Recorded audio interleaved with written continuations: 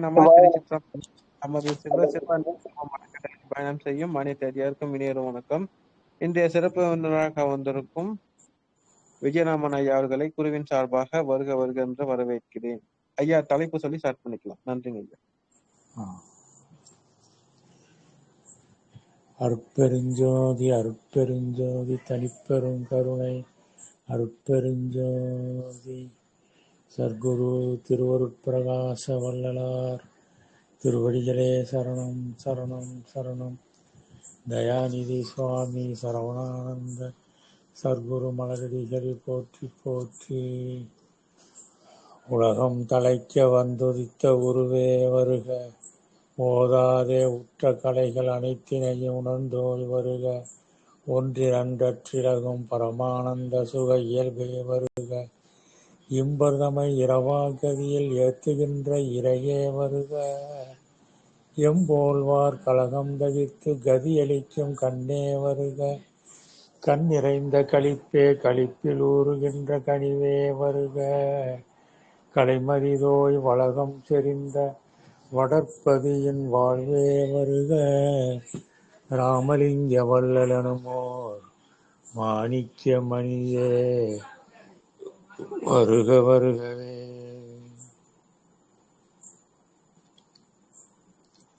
பக்தி வரும் பழவினைகள் பறந்தோடும் மூலமளப்பகுதி மாயும் புத்தி வரும் புலைகுலைகள் புறம்போகும் ஆனந்தம் பொங்கும் சாந்த முத்தி வரும் அழியானல் மோட்சமுறும் முதுகடல் சூழ் உலகில் எல்லாம் சித்தி வரும், முதுகடல் சூழ் உலகில் எல்லாம் சித்தி வரும் ராமலிங்க தேசிகந்தன் அருட்பாவை சிந்திப்போர்க்கே.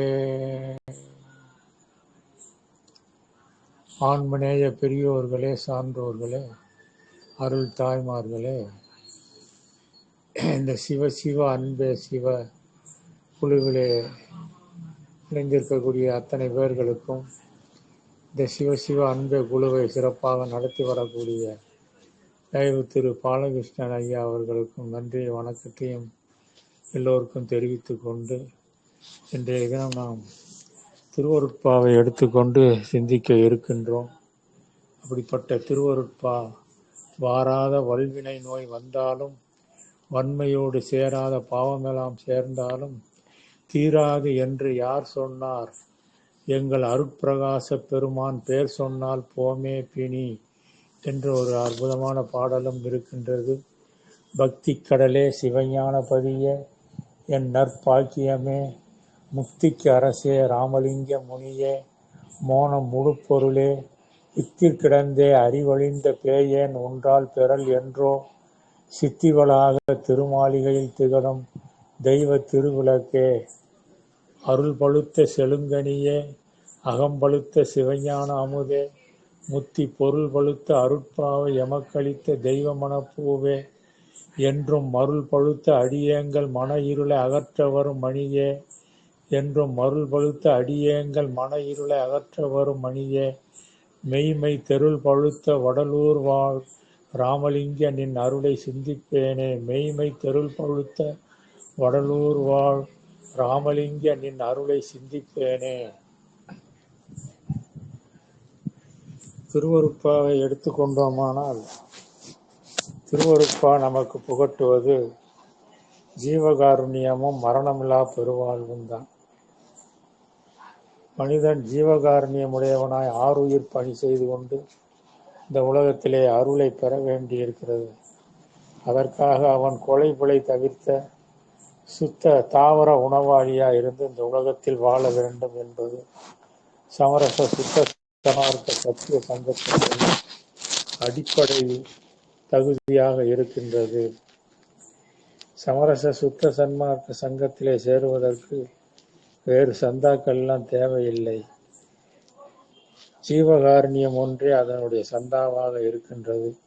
அதுதான் உயிர்கொலை செய்யக்கூடாது, உயிர்கொலையால் வந்த கொடிய மாமிசம் கொடிய மது அருந்துதல் கூடாது. இதுதான் அடிப்படை தத்துவமாக இருக்கு. ஏனென்றால் இரக்கமே என் உயிர் என்பது வள்ளல் பெருமானுடைய கோட்பாடு. இரக்கம் ஒருவில் என் உயிரும் உருவும், என்னுயிர் நாதனே என்று சொல்கின்றார்.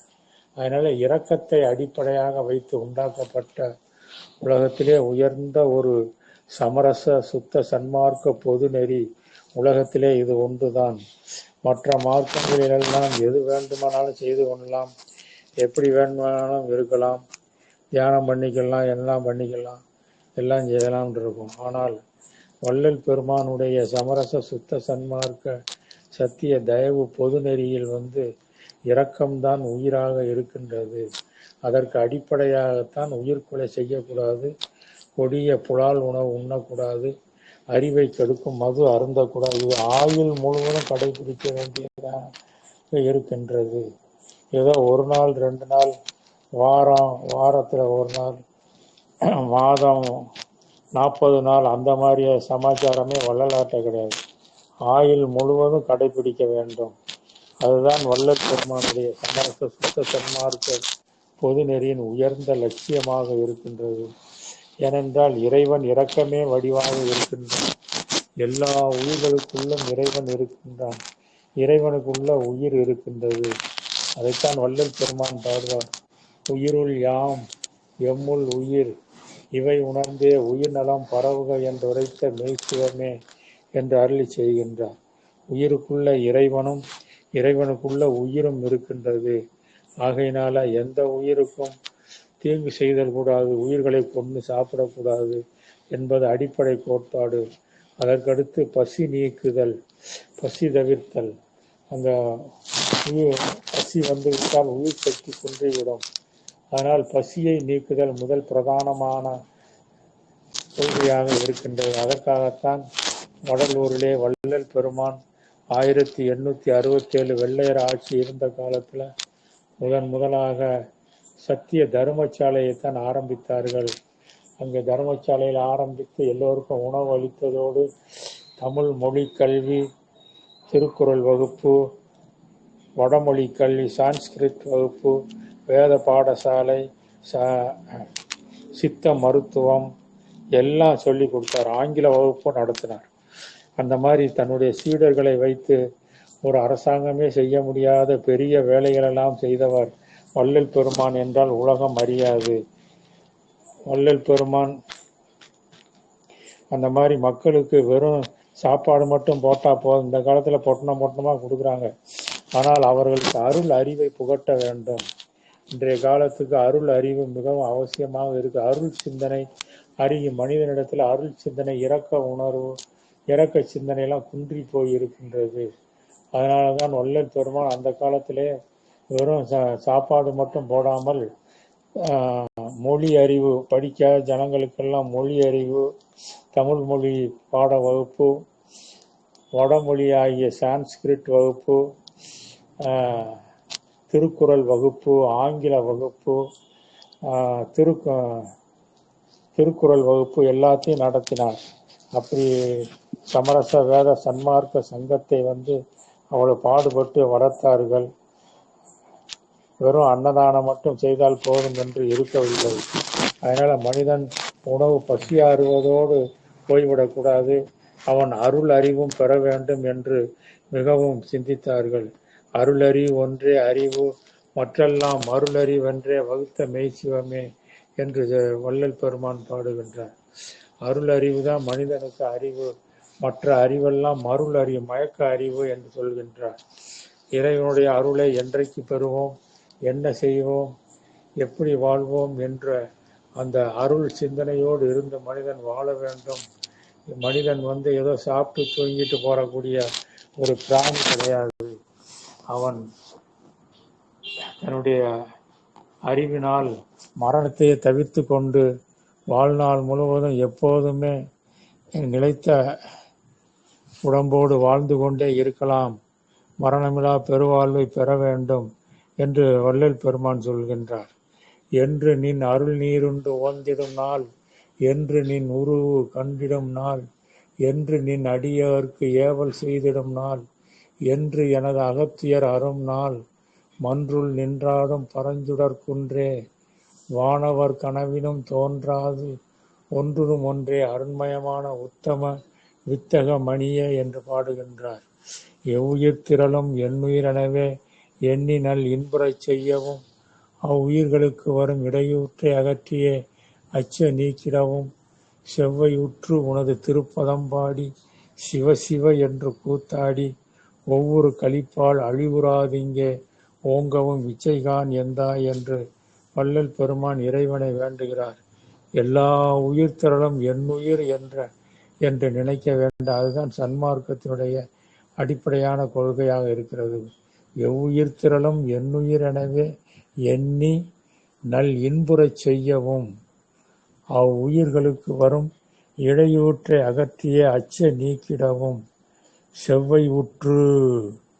இதுதான் மிகவும் செவ்வையா இருக்கணும், ஒழுக்கத்தோடு இருக்கணும், உண்மையா இருக்கணும், ஜீவகாரணியமா இருக்கணும். அதான் செவ்வையுற்று உனது திருப்பதம் பாடி. இறைவனை பாடுவதென்றால் ஒழுக்கம் நிரம்பி செவ்வையுற்றவர்களாக இருக்க வேண்டும். செவ்வையுற்று உனது திருப்பதம் பாடி சிவ சிவ என்று கூத்தாடி ஒவ்வொரு களிப்பால் அழிவுறாதிங்கே ஓங்கவும் இச்சைகான் எந்தாய். அந்த மாதிரி இருந்து வாழும் பொழுதுதான் மனிதன் அழிவுறாத நிலையை பெறுகின்றான். வள்ளல் பெருமான் தானே அந்த சாகாத கல்வியை கற்று அந்த சாகா கல்வியை சிறப்பாக புகட்டியவர் வள்ளல் பெருமான். சாகாத கல்வியே கல்வி ஒன்றே சிவம் தானென அறிந்த அறிவே தகும் அறிவு மலமைந்து வென்ற வல்லவமே தனித்த பூரண வல்லவம் வேகாத காலாதி கண்டுகொண்டு எப்பொருளும் விளைவித்த தொழிலை மெய்த்தொழிலாகும். இந்நான்கையும் ஒருங்கே அடைந்து மாகாதலுட உறவான வரமே மண்ணு மீது நீ பெற்ற சுத்த சன்மார்க்கத்தின் மரபென்றுரைத்த குருவே என்று பாடுகின்றார். சுத்த சன்மார்க்கத்தினுடைய மரபு மனிதன் சாகாத கல்வியை கற்றுக்கொள்ளுதல் வேண்டும். உலகத்தில் பூரா சாகும் கல்வி தான் கற்றுக்கொண்டு வருகின்றார்கள். எந்த கல்வி கற்றாலும் பொருள் தேடலாம், ஆனால் அந்த பொருள்கள் நிலையற்றவை, அதனால் வரும் சுகபோகங்கள் நிலையற்றவை. அது சாகும் நிலையில் கொண்டு போய் தள்ளி விடுகின்றது. ஆகையினால்தான் வள்ளல் பெருமான் சாகாத கல்வியே கல்வி, சாகா கல்வியை கற்றுக்கொள்ளுங்கள். சாகா கல்வி ஒன்றுதான் மனிதனுக்கு நித்தியத்துவத்தை தரக்கூடியது. நீங்கள் எவ்வளவு பெரிய மனிதர்களாக இருந்தாலும், இப்போ எவ்வளவு படித்தவர்கள் இருந்தாலும், படித்தவர் படிக்காதவர், உயர்ந்த ஜாதிக்காரர் தாழ்ந்த ஜாதிக்காரர் எல்லா பேருமே, பணக்காரர் ஏழை எல்லா பேருமே இறந்து போய் விடுகின்றீர்களே. நீங்கள் இது யார் சிறந்தவர்கள், யார் பணக்காரர்கள், யார் உயர்ந்த ஜாதி, இது எல்லா ஜாதியும் இறந்து போயிடுது. இதில் என்ன உயர்ந்த ஜாதி தாழ்ந்த ஜாதி வேண்டி இருக்கிறது என்று வள்ளல் பெருமான் மாதிரி கேட்டவர்கள் யாருமே இல்லை. வரையில் உயர்ந்த குலம் என்றும் தாழ்ந்த குலம் என்றும் வகுக்கின்றீர், இரு குலமும் மாண்டிட காண்கின்றீர், நீ எக்குலமோ என்று பாடுகின்றார் வள்ளலார். உலகத்தில் உயர்ந்த குலம் தாழ்ந்த குலம்னு வகுத்து வச்சு சர்டிஃபிகேட்லாம் கொடுக்குறீங்க. ஆனால் 2 குலமும் அழிந்து போய் விடுகின்றீர்கள், மரணத்தை அழிந்து போய் விடுகின்றீர்கள். யார் உயர்ந்த குலம்? உயர்ந்த குலம்னா சாகாமல் இருக்கணும்ல அப்படின்னு சொல்லி வள்ளல் பெருமான் அற்புதமான சிந்தனையை சொல்கின்றார். அதுபோக இறந்தவரை எடுத்திடும்போது அரற்றுகின்றீர் உலகீர், நீர் ஏன் இரவாத வரம் பெறமாட்டீர், மறந்திருந்தீர் பிணிமூப்பில் சம்மதமோ என்று கேட்கின்றார். இறந்தவரை எடுக்கும்போது அலறங்க, தூக்கும்போது அப்படியே பதறி அடித்து உருண்டு பரண்டு இறந்தவரை எடுக்கும்போது அலறுகின்றீர்கள். எதற்காக அப்படி செய்கின்றீர்கள் என்ற அந்த இறந்தவர் இறக்காமல் உங்களோடு இருக்க வேண்டும் என்று விரும்புகிறீர்கள். அப்படியானால் அதற்கான முயற்சிகள் செய்யலாம் அல்லவா? இரவாமல் இருப்பதற்கு முயற்சி செய்ய வேண்டும் அல்லவா? எதுவுமே செய்யாமல் இருந்துவிட்டு இறக்கும்போது மட்டும் கொஞ்ச நேரம் அழுதுட்டு அதோட விட்டுறீங்க, அது தவறு இல்லையா? அதனால் இறந்தவரை எடுத்திடும்போது அரற்றுகின்றீர் உலகீர், நீர் ஏன் இரவாத வரம் பெற மாட்டீர், நீங்கள் ஏன் இரவாத வரத்தை பெற்றுக்கொள்ளக்கூடாது, மறந்து இருந்தீர், மறந்து இருக்கிறீங்க, பிணி மூப்பில் சம்மதம், பிணி மூப்பு இதுலெல்லாம் உங்களுக்கு சம்மதமாக இருக்கிறது, பேசாமல் இருந்துட்டு கடைசியில் அழுவதால் மட்டும் என்ன ஆகிவிடும். ஆகையினால என்னோடு சேர்ந்திடுவேன், என் மார்க்கம் இறப்பொழிக்கும் சன்மார்க்கம் என்று அழைக்கின்றார். என் கூட சேர்ந்து கொள்ளுங்கள், உங்களுக்கு மரணமில்லா பெருவாழ்வை நான் சொல்லித் தருகின்றேன் என்று சொல்கின்றார். அதற்கு மனிதன் தனக்குள் இருக்கும் இறைநிலையை உணர்ந்து கொள்ளுதல் வேண்டும். அதுதான் மனிதனுடைய இந்த மனித தேகத்துல தலை பாகத்துல உச்சிக்கு கீழே உண்ணாவுக்கு மேல புருவநேர் உட்பாகத்தில் விளங்கக்கூடிய முகுளம் என்று சொல்லக்கூடிய ஓங்கார மூளைக்கு மேல அந்த நிராதார வெளியில சிற்சபையாகிய அந்த அருட்பெருஞ்சோதி ஆண்டவர் அருட்சிவபதி எழுந்தருளி இருக்கின்ற திருக்கோயில் இருக்கின்றது. இதை பல்லாயிரம் ஆண்டுகளுக்கு முன்னாடியே நமது திருமூல குருநாதர் சொல்லி இருக்கின்றார் என்று சொல்கின்றார். நெற்றிக்கு நேரே புருவத்து இடைவெளி உற்றுற்று பார்க்க ஒளிவிடும் மந்திரம் என்று சொல்கிறார். நெற்றிக்கு நேர புருவத்திடை மனதை வைத்து அங்கே ஒரு உள்ளொளி தெரிவதாக உற்றுற்று பாருங்கள். அங்கே ஒளிவிடக்கூடிய அந்த திருக்கோயிலை கண்டு அங்கே இருக்கின்ற திருச்சிற்றம்பலமுடையார் செல்வ பிள்ளையாக வாழ பழகுங்கள் என்று சொல்கிறார். நெற்றிக்கு நேரே புருவத்து இடைவெளி உற்றுற்று பார்க்க ஒளிவிடும் மந்திரம் பற்றுக்கு பற்றாய் பரமன் இருந்திடும் சிற்றம்பலம் என்று சேர்ந்து கொண்டேனே என்று திருமூல தேவநாயனார் நமக்கு அற்புதமாக எடுத்து காட்டியிருக்கிறார். அதுதான் திருச்சிற்றம்பலம், அதுதான் சிற்சபை, அதுதான் ஆன்ம ஆலயம். அந்த ஆன்ம ஆலயம்தான் உலகத்திலே உண்மையான ஆலயம். புறத்தில் இருக்கின்ற ஆலயெல்லாம் இந்த ஆன்ம ஆலயத்தை குறிப்பதற்காக நம்முடைய முன்னோர்கள் செய்து வைத்தவை. அதனால புற ஆலயத்தை பார்த்து நாம் அகத்திலே இருக்கக்கூடிய நமது உள்ளமாகிய ஆலயத்தை கண்டு அங்கே குடிகொண்டு இருக்கக்கூடிய சிற்சபேசராகிய எல்லாம் வல்ல அருட்பெருஞ்சோதியாகிய சிவத்தை நாம் பற்றி கொள்ள வேண்டும். அங்கிருந்து அவரோடு இருந்து இந்த உலகத்தில் வாழ வர வேண்டும் என்று நமக்கு அறிவுறுத்துகின்றார். ஆகையினால உண்மை கோயிலுக்கு எல்லோரும் வர வேண்டும். அதனால்தான் வள்ளல் திருமூல தேவநாயனார் உள்ளம் பெருங்கோயில் ஊனுடம்பு ஆலயம் வள்ளல் பிரானாருக்கு வாய் கோபுர வாசல் தெல்ல தெளிந்தார்க்கு சீவன் சிவலிங்கம் கள்ள புலனைந்தும் காலா மணி விளக்க என்று அற்புதமாக பாடினார். உள்ளம் பெருங்கோயில்ன்றார், ஊனுடம்பு ஆலயம்ன்றார். இதுல பார்த்தீங்கன்னா கோயில் சொல்றாரு, ஆலயம் சொல்றாரு. ஆனால் ரெண்டும் ஒண்ணுதானே அப்படின்னு நம்ம நினைக்கிறோம். ஆனால் அப்படி அல்ல. உள்ளம் பெருங்கோயில், உள்ளம்தான் ஆன்மாவாகிய சிற்சபை. அது அண்டமுற்று நிரம்பி இருக்கக்கூடிய அணுத்துவமான ஒன்று. அது அணு போலதான் நம்முடைய சிறுநடை தளத்தில் இருக்கிறது. ஆனால் அந்த அணுவே அண்டமுற்று நிரம்பி இருக்கின்றது. அதைத்தான் உள்ளம் பெருங்கோயில் என்று திருமூலர் சொல்கின்றார். ஊனுடம்பு ஆலயம், எல்லா உடம்புகளும் பிராணிகள் உடம்பா இருந்தாலும் சரி, பறவைகள் உடம்பா, மனித உடம்பா, எல்லா உடம்புகளும் ஆலயம்தான் என்று சொல்லப்படுகிறது. ஊனுடம்பு ஆலயம். அதனாலதான் உயிருள் யாம் எம்முள் உயிர் இவை உணர்ந்தே உயிர் நலம் பரவு என்று உரைத்த மெய்சிவமே என்று வள்ளல் பெருமான் சொன்னார்.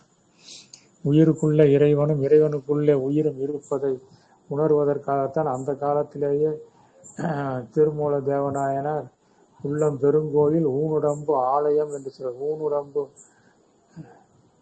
நரம்பு தசைகளால் செய்யப்பட்ட இந்த உடம்பே ஆலயம்தான். இதற்குள்ளே இறைவன் சிறுநடு தளத்திலே திருச்சிற்றம்பலமுடையாராக செல்வ பிள்ளையாக எழுந்தருளி இருக்கின்றார் என்று நமக்கு எடுத்து காட்டுகின்றார். ஆகையினால நாம் உள்ளத்து உன்னின்று சதா ஒளி வீசுகின்ற அந்த பதியோடு ஒன்றி வாழ பழகி கொள்ளுதல் வேண்டும். அந்த வாழ்வு நாம் எங்கிருந்தும் தொடங்கலாம். இதற்கு புறத்தில் அங்கே போகணும், இங்கே போகணும், எங்கே இல்லை. இருந்த இடத்திலிருந்தே உள்ளத்து உன்னின்று சதா ஒளி வீசுகின்ற பதியோடு ஒன்றி வாழ பழகி கொள்ள முயற்சி செய்தல் வேண்டும். அதனால அப்படி அங்கே உள்ளத்துள்ள இருக்கக்கூடிய ஆன்ம சிற்சபையில எழுந்தருள் இருக்கக்கூடிய அந்த அருள் ஒளியாகிய அருட்பெருஞ்சோதியாகிய அருட்சிவபதியை சார்ந்து கொள்ளுதல் வேண்டும். அதற்கு உண்மை நெறி ஒழுக்கம், இந்திரிய கரண ஜீவ ஆன்ம ஒழுக்கத்தை மனிதன் கடைபிடிக்க வேண்டும். இந்திரிய ஒழுக்கம் என்றால் புலன்களை நல்வழியில் நடத்துதல், அவ்வளவுதான். கரண ஒழுக்கம் என்றால் மனத்தை நற்சிந்தனையிலே செலுத்துதல், அது கரண ஒழுக்கம் என்று சொல்லப்படுகிறது. ஜீவ ஒழுக்கம் என்றால் எல்லா உயிர்களும் ஒன்றுதான் என்று நினைக்கக்கூடியதான். எல்லா உயிர்களுக்கும் உதவ வேண்டும் என்ற எண்ணத்தோடு இருப்பது ஜீவ ஒழுக்கம் என்று சொல்லப்படுகின்றது. அதற்கடுத்து ஆன்ம ஒழுக்கம், அந்த உயிருக்கு உயிராகி ஆன்மாவே எல்லா உயிர்களாகவும் எல்லா விளங்கி கொண்டிருக்கிறது என்பதை உணர்ந்து ஆன்மாவே சிற்சவையாய் அதில் எழுந்தருளிக்கின்ற அருட்பெரும் பதியே இறைவனாய் கண்டு வாழ்தல் வேண்டும் என்பது அந்த ஆன்மா ஒழுக்கமாக இருக்கின்றது. இப்படி 4 வகை ஒழுக்கத்தை வள்ளல் பெருமான் சமரச சுத்த சன்மார்க்க சங்கத்தாருக்கு வழங்கி அவற்றை கடைபிடித்து சாகாத கல்வியை கற்று மரணமில்லா பெருவாழ்வில் வாழ வேண்டும் என்று வலியுறுத்துகின்றார். அவர் தானே அந்த மரணமில்லா பெருவாழ்வை பெற்றுக்கொண்டார். தன்னுடைய தூள உடம்பு சுத்த தேகமாக மண்ணுகின்ற பொன் வடிவாக பெற்றுக்கொண்டார். அதை அவரே சொல்றார். மண்ணுகின்ற பொன் வடிவும் வான் வடிவும் மந்திரமா வடிவும் கொடுத்தெனக்கு பண்ணுகின்ற தொழில் அறிந்தும் செய்யனவே பணித்த பதியே என்று சொல்கின்றார். தன்னுடைய தூள தேகத்தை அழியாத சுத்த அருள் ஒளியால் ஆகிய பொன்னுடம்பாக பெற்றுக்கொண்டார். தன்னுடைய அறிவு உயிர் உணர்வு அல்லது அறிவு என்று சொல்லக்கூடிய அந்த அருவுருவ உடம்பு அதான் சூக்கும தேகம், அதை பிரணவ தேகமாக பெற்றுக்கொண்டார். தன்னுடைய அருவமாகிய ஆன்ம தேகத்தை ஞான உடம்பாக பெற்றுக்கொண்டு சுத்த ஞான பிரணவ தேகத்தோடு என்றும் இப்போதும் இருந்து வாழ்ந்து வருகின்றார். அதனால்தான் வள்ளல் பெருமான் சாகாத கல்வியே கல்வி, ஒன்றே சிவம் தானென அறிந்த அறிவே தகும் அறிவு. ஒன்றுதான் இருக்கிறது சிவம் என்று சொல்லக்கூடிய சத்து சித்து ஆனந்தம். சி என்றால் சத்து, வாய் என்றால் சித்து, இம் என்றால் ஆனந்தம். சத்து என்றால் இயற்கை உண்மை, சித்து என்றால் இயற்கை விளக்கம், ஆனந்தம் என்றால் இயற்கை இன்பம். இயற்கை உண்மை, இயற்கை அறிவு, இயற்கை இன்பமே மயமான அந்த இறை அனுபவத்தை ஒவ்வொருவரும் பெற்றுக்கொள்ள வேண்டும். அது ஒன்றுதான் நமக்கு பொருள்.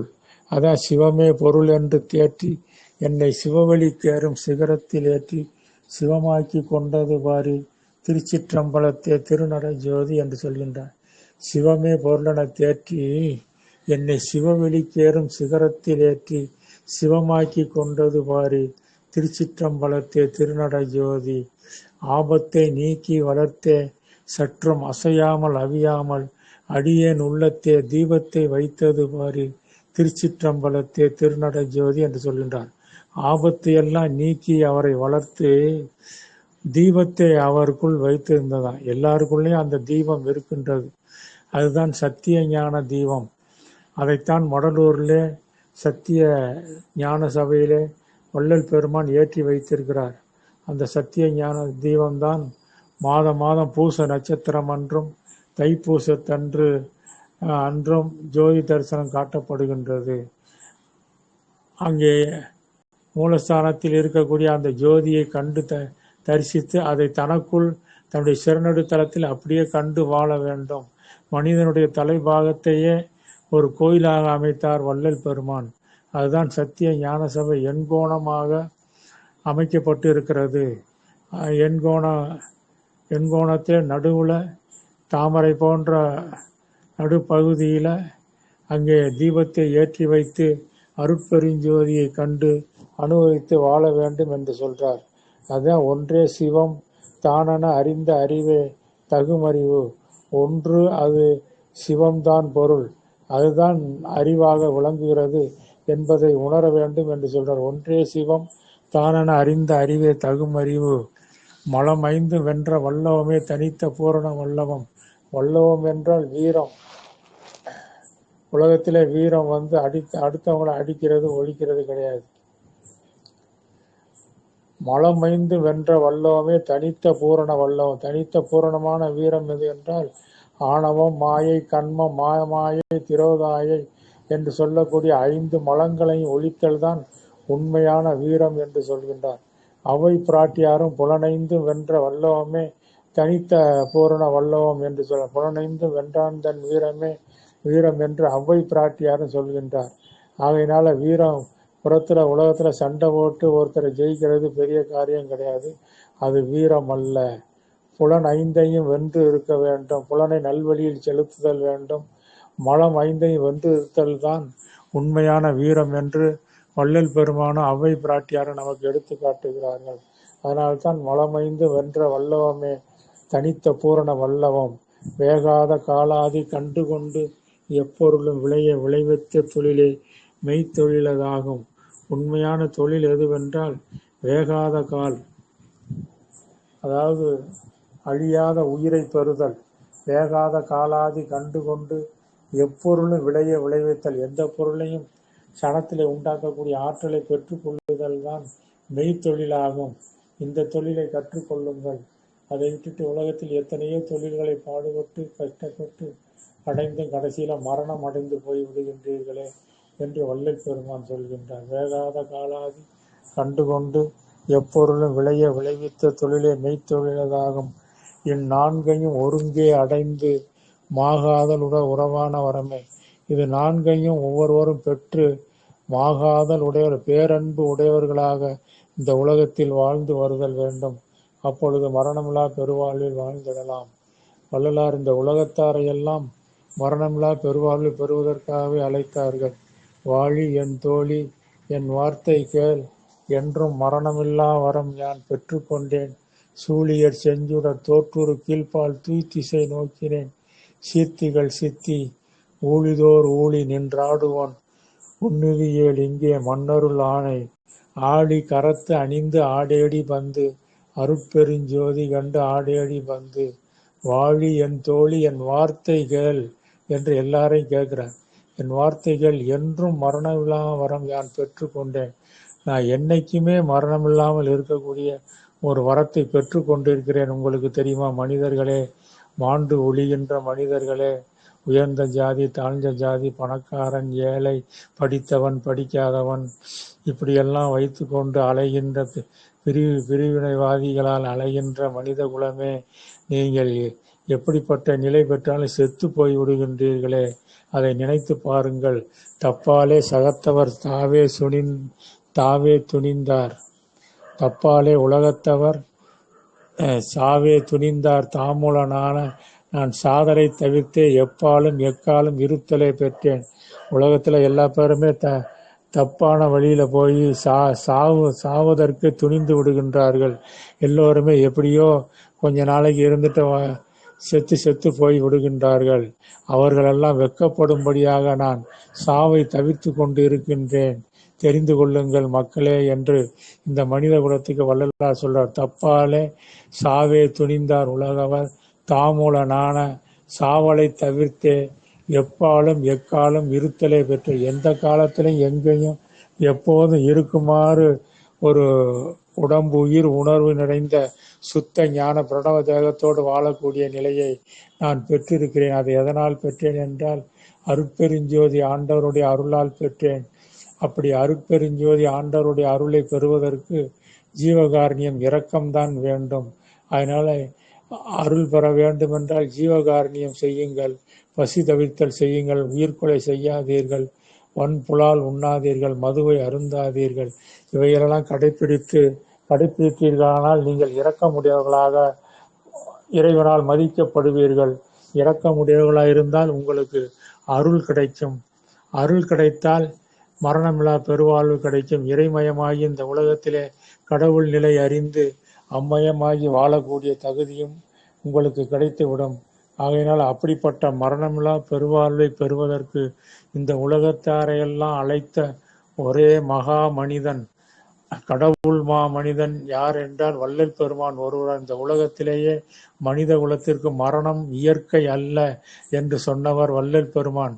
எல்லோரும் திருவருட்பா படித்து பார்க்கணும். திருவருட்பா முழுவதும் மரணமில்லா பெருவாழ்வையும் இரக்கத்தை பற்றியும் தான் பேசுகிறது. அதான் ஜீவகாருண்யம்.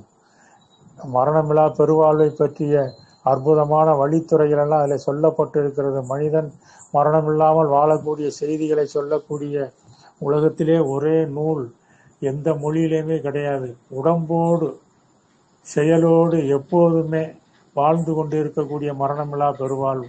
ஏதோ செத்த பிறகு சமாதி ஆவதோ அல்லது காற்றில் கரைந்து போவதோ அல்லது வான்வெளியில் கலந்து போவதோ இரண்டரை கலப்பதோ அந்த இதெல்லாம் கிடையாது. உடம்பு உயிரோடு உளமும் ஒளிமயமாகி வாழ்கின்ற வாழ்வை பெற்று வாழ்வது வள்ளலார் பெற்றிருக்கக்கூடிய மரணமில்லா பெருவாழ்வு. அப்படிப்பட்ட பெருவாழ்வை பற்றி பேசக்கூடிய இது வள்ளல் பெருமானுடைய வாழ்க்கை ஒன்றுதான். அவர் அருளிய திருவருட்பாவில் மரணமில்லா பெருவாழ்வை பற்றி தான் பேசுகின்றார். தாதுற்ற உடம்பு அழியா வகை புரிந்தாய் தனி நடராஜ பதியே என்று சொல்றார். சப்த தாதுக்களால், அதாவது 7 பொருட்களால் ஆன இந்த மனித உடம்பையே அழியாத உடம்பாக்கி எனக்கு நித்திய தேகத்தையும் நித்திய அருள் அறிவையும் பேரின்பமாகிய ஞான தேகத்தையும் கொடுத்து என்னை வாழ்விக்கின்ற இறைவா என்று பாடுறார். அப்படி மனிதன் மரணமில்லா பெருவாழ்வை பற்றி பேசக்கூடிய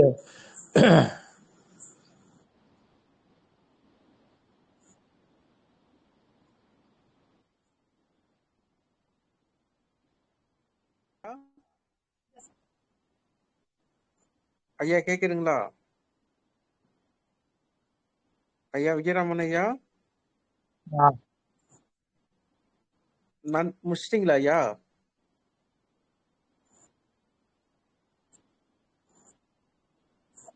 ஐயா முடிஞ்சுதா?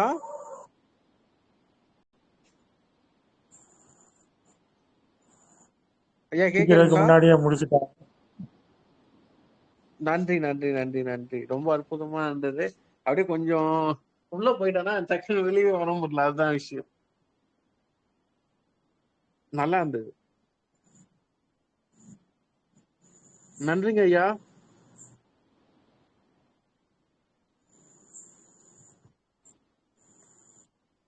நன்றிங்க ஐயா, முடிச்சுக்கலாமா?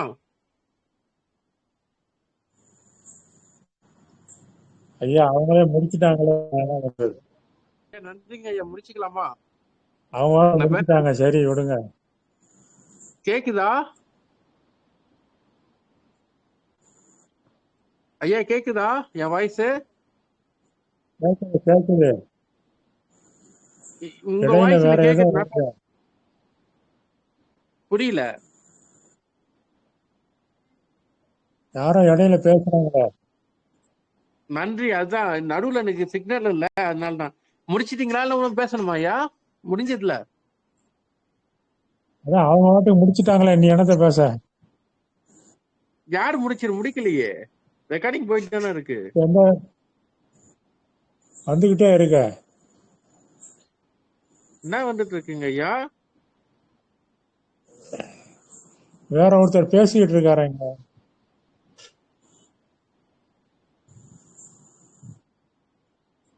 சிவசிவ அன்பேல வேற யாரும் பேசுறாங்க. இல்ல இல்ல இல்ல, நீங்க தான் பேசிட்டு இருக்கீங்க. அப்படியா? ஆமா. இப்பதான் இந்த வரைக்கும் கொலாபரேஷனா ஏதோ பேசி வேற ஒருத்தவங்க பேசுறது வருது. அப்படியா? நீங்க போன்ல வேற ஏதோ பண்ணிருக்கீங்க. முடிச்சிட்டீங்களா பேசணுமா? முடிச்சிடலாம். நன்றிங்க ஐயா.